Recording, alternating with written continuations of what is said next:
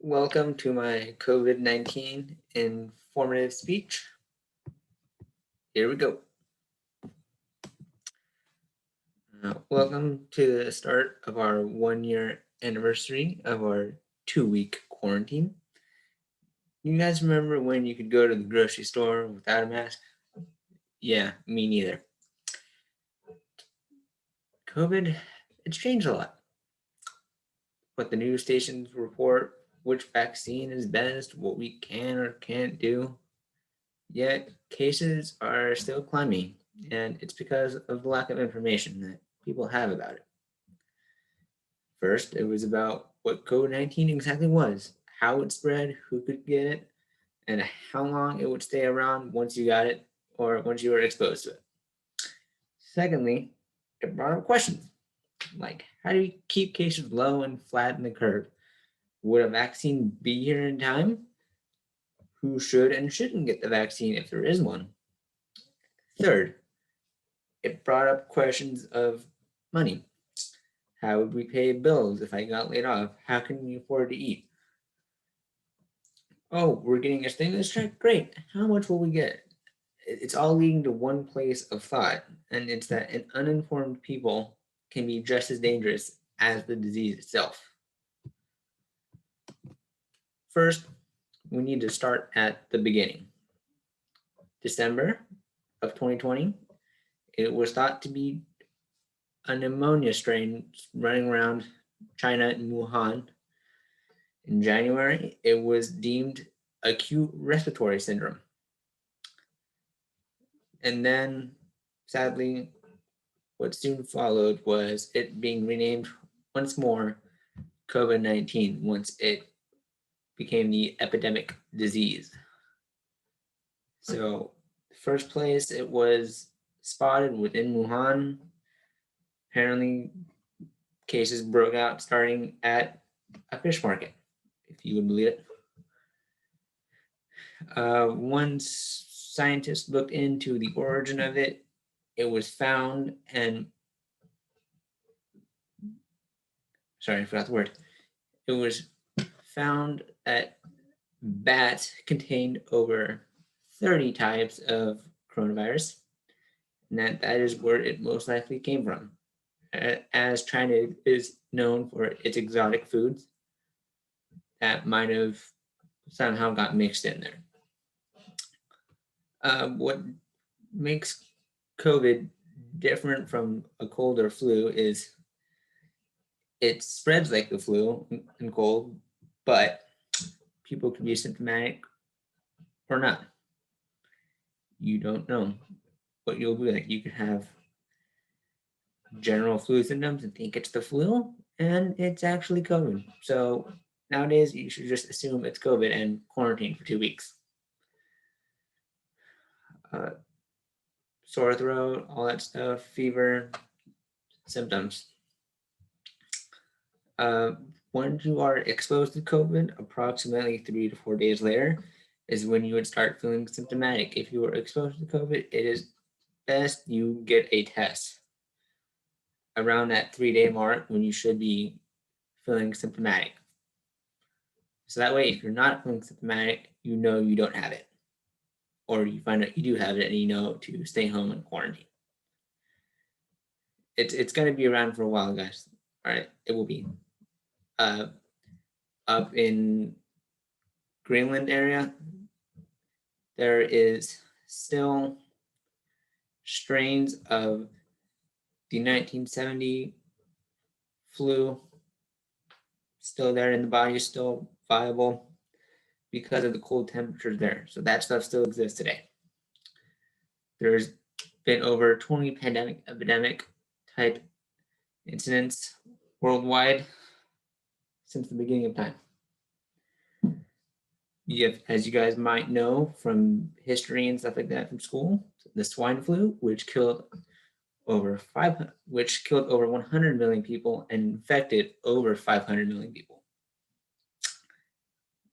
COVID has not hit those numbers yet, but again, we did learn from what the swine flu did to help kind of fight back against it and know what to do and what not to do and stuff like that.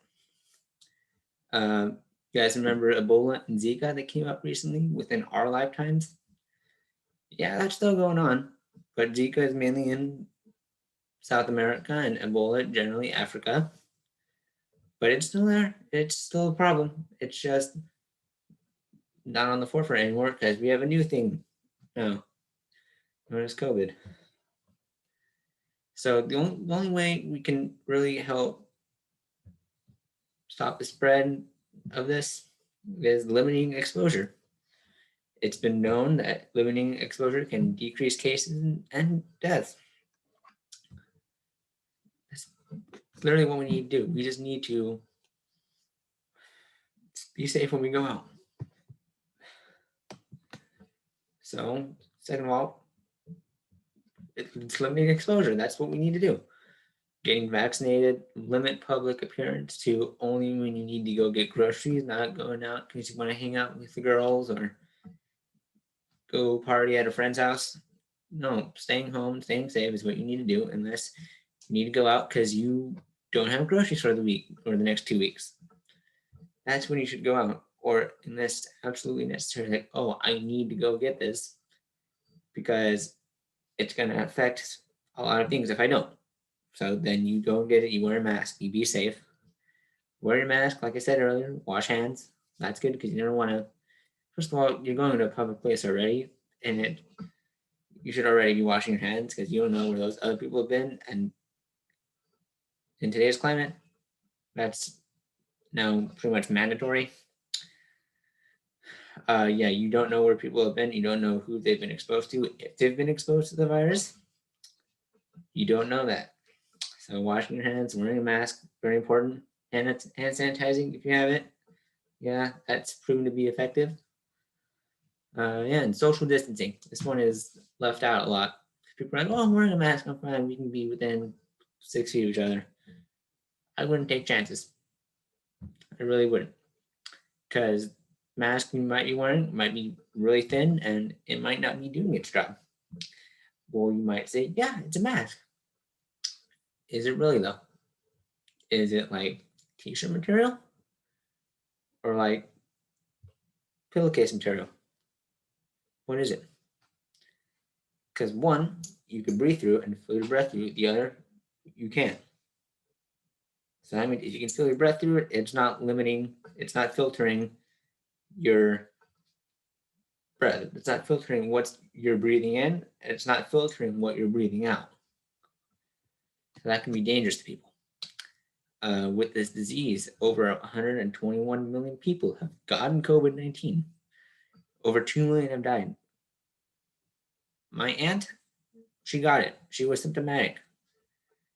Literally, she was down for the count for at least a week before she was able to start moving around again. And even so, afterwards, she still felt effects from it for another month or so.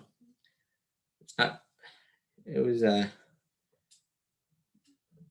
It was scary because it was our aunt. We love her. We grew up with her. She helped raise us. It was a scary thing to kind of see her go through. So this thing, it's not something to take lightly. Because you got to think of others now, not just yourself. Because how is someone going to pay for treatment if you get them sick? Because what if they get it bad enough to where they need to go to the hospital? That's easily over $50,000 worth of medical bills. It's going to be hard to pay for any individual, but especially in this climate when people have been losing their jobs. So we got to watch our wallets here. Government was gracious enough to give us some stimulus checks, which are helpful, but at a balance of just under $3,000 in total, it's not enough. It's helpful, but it's not enough. For those who are sick, who need medical bills, that makes a dent, but not a big one. I mean, it's not enough for people who lost their jobs already to make a house payment or pay rent. They're going to use it for necessities like food and stuff like that, which if they can't pay their house or utility, they're not going to have anywhere to live. Some landlords, I will give credit to, they said, don't pay us until you get a job because it's hard. They can see it. They're good people. Some people aren't. That's just how the world works. Millions of people have lost their jobs to COVID and might not get them back. Mom and pop shops that we all love to go to when we had nothing to do on a Saturday afternoon. We thought, hey, they might have this. This might be cool. They're closed. They're gone for good. Why? Because COVID made them shut down. And they probably weren't equipped to go online like other stores or most retailers. They just weren't equipped. It's a hard transition to make, especially if you're used to running something a certain way. If it was a family business that's been there for generations, you might not have had it equipped to go online. You might not have been up with the times yet because you like running things old school. And now that shop is closed for hopefully not good, but it's closed now, and it kind of puts an end to stuff like that. So yeah, and with those shops closed, it's taking away income or much needed income from those families who are running it, because that might have been their whole livelihood. So it's just something you got to watch, but it's not the end of the world. Things have spiraled out of control for a while, but now we're gaining control more and more every day, step by step. We were uninformed and uneducated about the virus before it got here. We just didn't know. It was the first time we've seen something like that. Yet it wasn't. It's a weird situation. So this just proved that information is vital not only to our success, but to our survival as well. We now know that COVID spreads like the common cold or flu, but it is not like the common cold or flu. That things that were once common courtesies, like covering your mouth when you cough or sneeze, now those are pretty much mandatory. All right, plain and simple. They're mandatory, so do it. The only people who get exceptions are 2-year-olds who can't control their limbs fully yet. And simple things like wearing masks and social distancing, those are mandatory now as well, because they've been proven to stop the spread of this horrible virus. Because it's not just our lives in our hands anymore, it's others' lives as well.